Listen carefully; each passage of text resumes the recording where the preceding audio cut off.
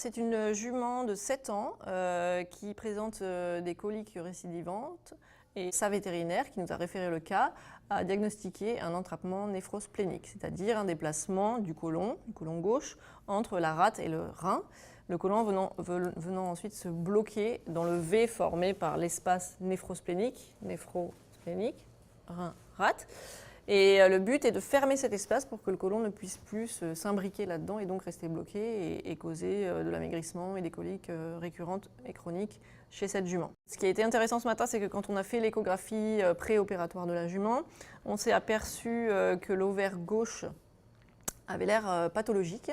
Et donc la laparoscopie ou célioscopie, donc aller avec une caméra à l'intérieur de l'abdomen, va nous permettre et de fermer notre espace néphrosplénique et de visualiser cet ovaire en direct pour voir s'il est normal ou anormal. Sachant que la jument a pris cette année, mais qu'elle a avorté au bout de 60 jours.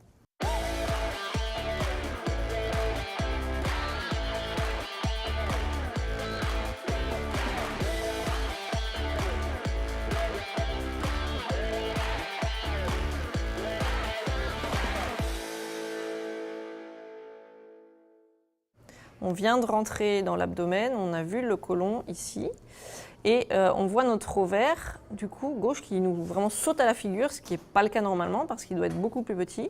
Et donc toute cette grosse boule, là, ça va être l'ovaire. Donc là, on vient de rentrer, on va se repérer, on part vers l'avant, et là, on a le rein derrière sa capsule qu'on ne voit pas, l'estomac au fond, et on voit qu'on ne voit pas du tout la rate.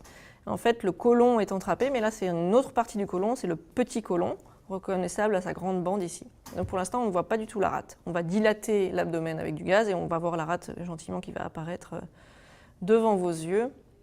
Voilà, vous voyez la languette noire qui apparaît, donc c'est la rate au fur et à mesure que l'abdomen se gonfle et que donc les intestins sont forcés à descendre.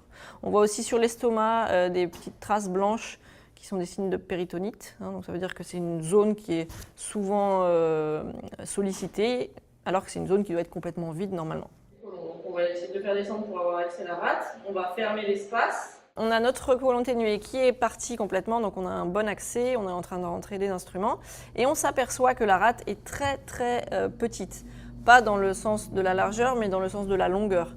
Elle ne va même pas jusqu'au bord caudal du rein, donc ça veut dire que c'est une rate qui est un petit peu anormale, ce qui confirme notre palpation et notre échographie. On avait beaucoup de mal à la voir.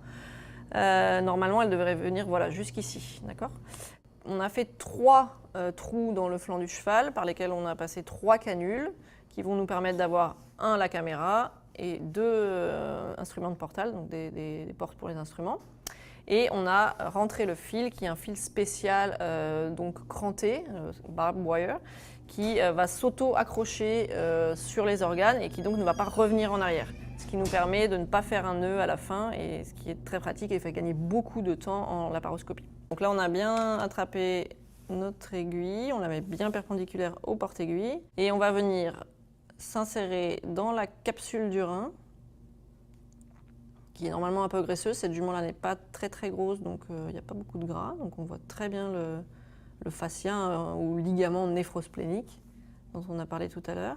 Et on va, de l'autre côté, passer dans la rate. Là, c'est la première bite. La rate est encore assez grosse et assez loin. Et après, on va donner un produit pour faire contracter la rate, c'est-à-dire de la phényléphrine. Et on va rapprocher tout ça. Grâce à la deuxième suture, on va commencer à vraiment tirer pour bien plaquer la rate contre le ligament néphrosplénique et donc contre le rein. On voit très très bien le passage. Et puis hop, notre rate qui d'elle-même s'est mise comme ça pour venir nous chercher. Donc là, on est dans la dernière étape de la fermeture. On a passé notre fil dans la rate. On tire bien pour qu'on soit un petit peu le plus loin possible. La suture s'ancre dans la rate. Et puis, on va aller chercher un autre instrument laparoscopique, donc une paire de ciseaux.